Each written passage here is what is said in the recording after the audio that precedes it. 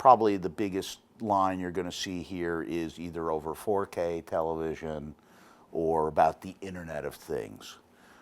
Basically, all display manufacturers, everybody that makes TVs, is showing some form of 4K, even if they're very low-end value brand. Obviously, the tier one guys like Sony or Samsung are all over it.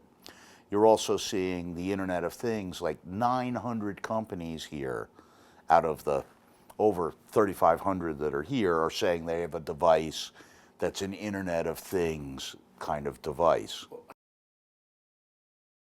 It's actually fairly simple. It's a device that has a sensor, some form of intelligence to deal with the data the sensor gets, and the ability to connect to another device, eventually to the network.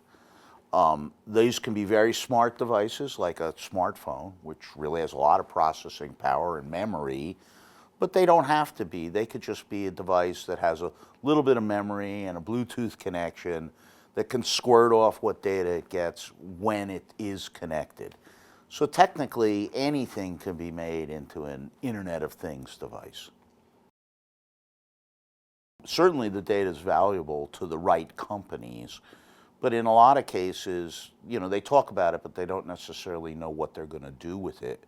One of the very interesting areas here, which is an Internet of Things thing, is the development of digital health products, which you can see in the South Hall. But what a lot of physicians are waiting for is, how is this data organized in a way that's clinically useful? We're beginning to now see that. So you got to separate the guys that are measuring. They say they're measuring your sleep, but they're not really measuring your sleep. They're really just measuring your movement when you sleep and making guesses about the sleep.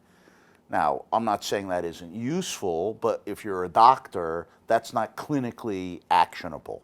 They're going to go, look, people move a lot in their sleep, so I don't really know if they're in REM sleep or not just because they're moving or they're not moving. So we have a ways to go, is my point. And therefore there's this difference in the hype cycle sometimes between what may be a very genuinely promising area that looks good down the road, but may be way overhyped in terms of its reality today. Much of this is very experimental, and that's the point. We throw a lot of these things out, and then we see how people actually use them, and then we eliminate the ones they don't use, and we emphasize the others.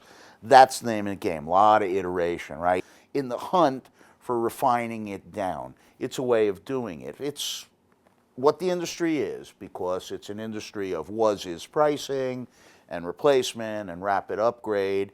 And because the affordability of these products is so great, the industry prospers on it.